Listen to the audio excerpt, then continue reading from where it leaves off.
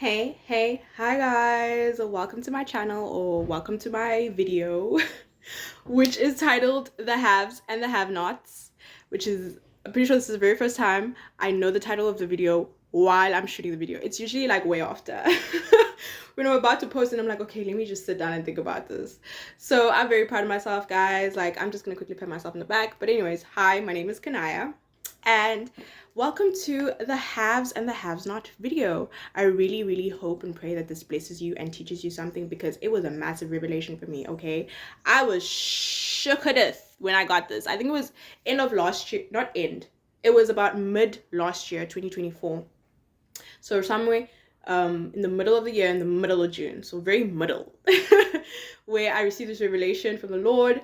And I remember I just wrote it down in my notes app. So I just felt like I should teach it, because I feel like I should share it, because I feel like it's very in season. We do have a lot of kind of consciousness, an increase, a very large increase in the consciousness of the power of the mind and the power of your mindset and the power of your words, which is something that God has been teaching forever. Okay, life and death are in the power of the tongue, and there's so many other things. But the way you think, the power of your words and the power of your mind has been a very big teaching that the Lord has been teaching us throughout all of time, really, and especially through his beautiful and wonderful word.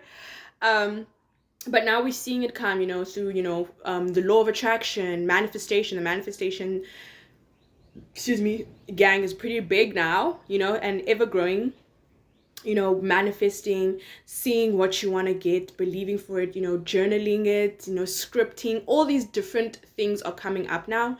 And so I just really don't want there to be a misconception within us as believers to kind of reject these principles, teachings, ideas, because they are literally spiritual law.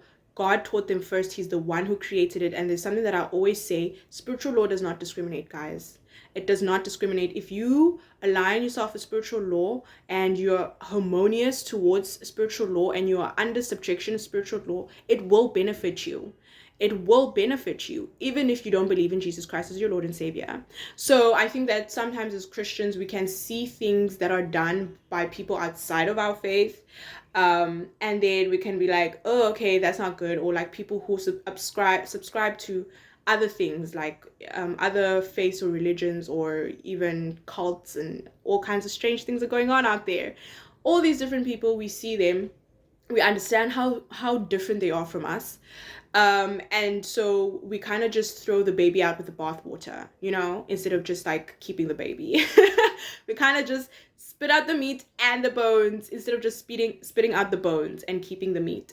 So these are spiritual laws and concepts that are actually true. Our standard is the word of God, and we need to always make sure that we are just taking whatever we're seeing and comparing it to that. And I think it's important to do that a lot, because sometimes you might actually see a spiritual concept that you might have not known exists, or a spiritual law, see it elsewhere, and because you took the time to compare it to the word, you find, oh my gosh, this is actually true at its core, or this is actually correct even though God was taken out of the equation, or oh, this is actually a spiritual law that God created, or oh, God has been telling me to do this. So it's very important to just understand that many times people, I've said this in my other videos before, many times people who do not believe in God are benefiting from spiritual law, and many people don't get that. They don't get why. And it's such a big theme, especially within the Psalms. David talks about it a lot, and some of the other psalmists, how the wicked will prosper, even in Proverbs, and how the wicked do prosper, or the people, non-believers, heathens, whatever, all these different groups of people that don't believe in God, that don't walk in his ways, they are benefiting, they are succeeding. And yes, it's because we're in a fallen world, and the prince of this world is Satan. Therefore things are gonna kind of go his way, and or rather are gonna be like his nature rather than the nature of the original creator, being God, because we chose to give dominion over this earth to Satan through Adam and Eve. So all of that is just to say, don't throw out the baby with the bathwater. That's one of my favorite things to say to people. Just don't do that. Keep the baby and keep the meat, okay? So let's get right into this video, because the intro was super long as I went down a rabbit hole about other things. So the foundational verse, or really what this whole teaching is about, or video, whatever, is about, is it's based on Matthew 13 verse 12. So that's the rock. upon which this revelation is built upon. So I'm going to read it in the King James Version because that's my favorite version. So if you hate it, like a lot of people do, not hate it, but if you like, just bear with me. Just bear with me. It's just one verse, okay? So, for whosoever hath, to him shall be given, and he shall have more abundance. But whosoever hath not, from him shall be taken away even that he hath. So even with all the sisters and the Shakespeare vibe, it's pretty self-explanatory, right? Jesus is saying here, he's the one speaking here, and he's speaking to the disciples, and he's literally telling them, those who have, more will be given unto them, and they will have abundance. And to those who do not have, even that which they have will be taken away. So this verse really perplexed me.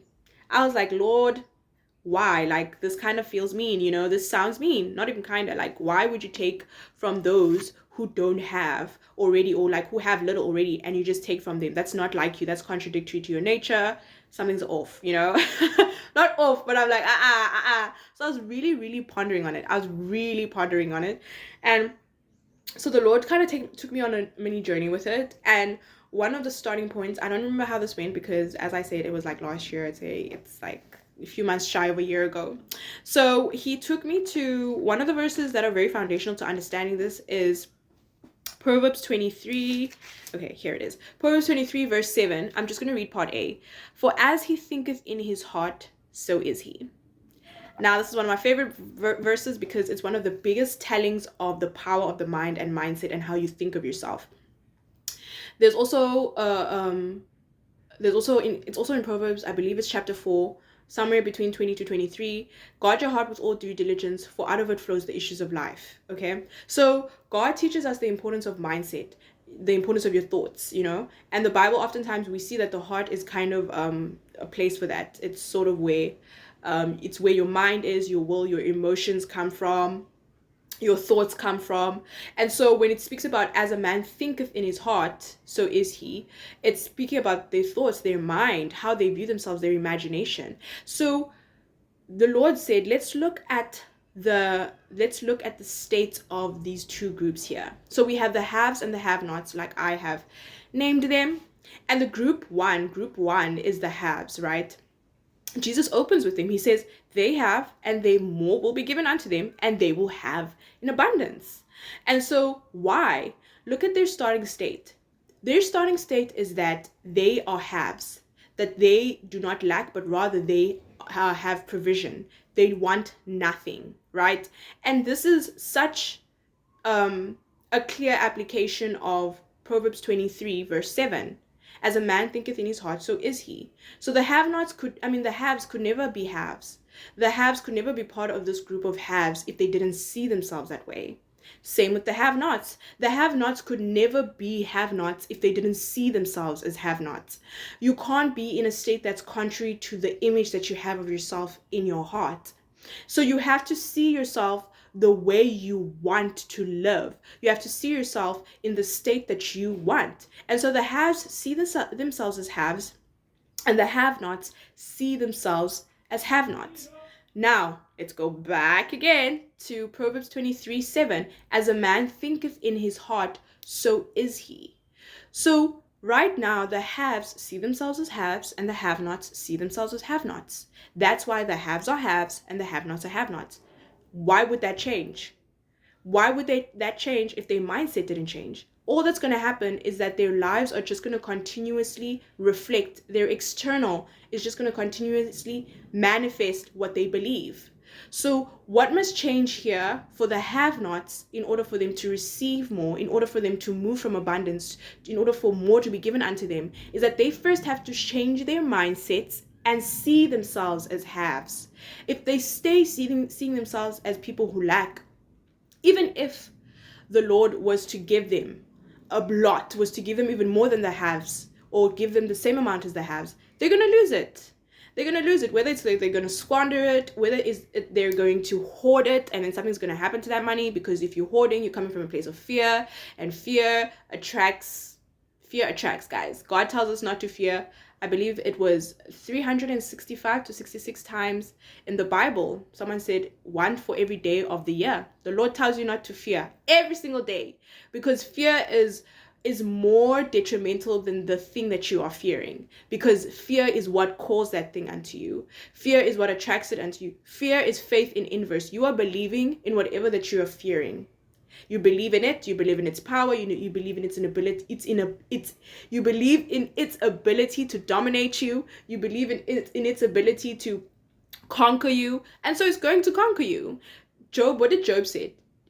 Job said, that which I feared has come upon me. That's what Job said. Everything that he went through, he feared it, and Satan knew that, and that's why Satan used it. He thought that if he brought Job's biggest fear to fruition, he would forsake God, because that's something that he feared the most. And so it's the same thing with the have-nots. If you're a have-not, you're going to fear not having. You're going to think that you don't have, but you're going to fear being in a more destitute situation. You're going to hoard money. It's either you're going to hoard money or you're going to squander it, like misuse it, because you don't know what to do with it. You think that it's little. So you're going to go and you're going to just buy bread and think, okay, I'm not going to have enough. I can't give to God. I can't go to church and give. I can't go buy bread for that household next door as well, even though I can hear in my heart that the Lord is telling me to give to them. The Lord is telling me to go buy them bread as well, not just for me. And I can't, Lord. I don't have enough. I can't do it, Father. You're going to lose even that very little that you have. When you hoard that, you're going to lose it. It is literally a spiritual concept. God teaches us to give so that we can receive. He teaches us to give so that we can multiply that which we have. So when you do that, you are in violation. When you hoard, you are in violation of spiritual law. And whenever you're in violation of spiritual law, best believe things are going to go south. Things are going to go south. Okay? So that's what the Lord is saying. Like, this is a mindset thing, Kanaya. It's not about favoritism. It's not about, oh, the elite must continue being elite. God is not a respecter of persons. He is not discriminatory at all. God is not discriminatory. So he doesn't discriminate. So what here that matters is their mindset. So God sees, like, even, and it makes sense, like, even with me, like, if I had a have not mindset, I wouldn't want God to give me anything, because I'm going to be a terrible steward. There's a parable of the stewards that Jesus speaks about, or managers, depending on the version you're reading, where this rich man leaves, I believe it was three different stewards. There's two parables about stewards, but one, he leaves him with one with 1 talent, the second one with 2 talents, and then the other one with 5 talents. And the one with 1 talent buried it. The others went out and invested it and multiplied it. So the concept still, once again, the spiritual law remains. The concept still remains, the mindset thing. So if you're a steward, if you're a manager, which we all are, every single thing we have, money, body, looks, mind, talents, gifts, every single thing is a gift from God. And every single thing we are a steward over. It doesn't belong to us. It's not ours. It's the Lord's. He chose to give it to us. So I can say, oh, my name is Kanaya. I can say this is my body, obviously. But I am a steward ultimately of those things. And I need to use these things to fulfill God's will and purpose and plan in my life, in the world, in those around me. So when God gives us anything, that's sort of the mindset. Can this person steward this? Can this person multiply it? Can Kanaya multiply the gifts and talents I'm giving her? Can she grow them? Can she increase them? Can she use them to do big things with them? If I give it into her hand, what is going to happen? Is she going to bury it, or is she going to go and invest it and have it multiply and bring forth fruit that is greater than what she had at the beginning? So that is sort of the mindset here. God is a very, very intentional in everything that he does. You can't expect to have a have-not mindset, but have. That don't make sense. And one of my favorite quotes by Neville Goddard is, signs follow, they do not proceed.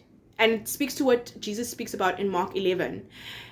When you pray, believe you have received that which you have prayed for, and you shall have it. So your mindset is the preceding thing. Your mindset is the prerequisite to anything that you receive from God, to anything that you receive from anybody. If you have a mindset that is contrary to what you want, then best believe you're not going to get it, because you can't exist in a state that is opposite and contrary to you. You can't get things that are opposite and contrary to you. A double-minded man is unstable in all his ways, and he cannot expect to receive anything from God. James 1, I believe. So yeah, that's basically the video for today. The haves and the have not. Which one are you? And if you are a have not, are you happy with that? Are you pleased? I'm a have, guys. Like, I shifted my mindset. I was like, I cannot be out here asking God for greater things, asking God that are for things that are abundant in nature, and yet I am not abundant in nature. I am not abundant in thought. I am not abundant in movement. Now, I give. I give and I seek to be a have not in all my ways. I mean, oh, I rebuke that in the name of Jesus. I seek to be a have in all my ways. And I honestly and earnestly feel that you should try the same as well. Try it. Try to be a have, okay, in your mindset, in your thoughts, and see yourself as a child of God that is provided for and that is abundant. Do not see yourself as someone who lacks, because that is so little compared to what God has for you. That is such a small mindedness that God is just, it's not like God's nature at all. There's a verse in Psalms where it says the holy and they limited the Holy One of Israel. Don't ever limit God. Don't ever do that. Mine.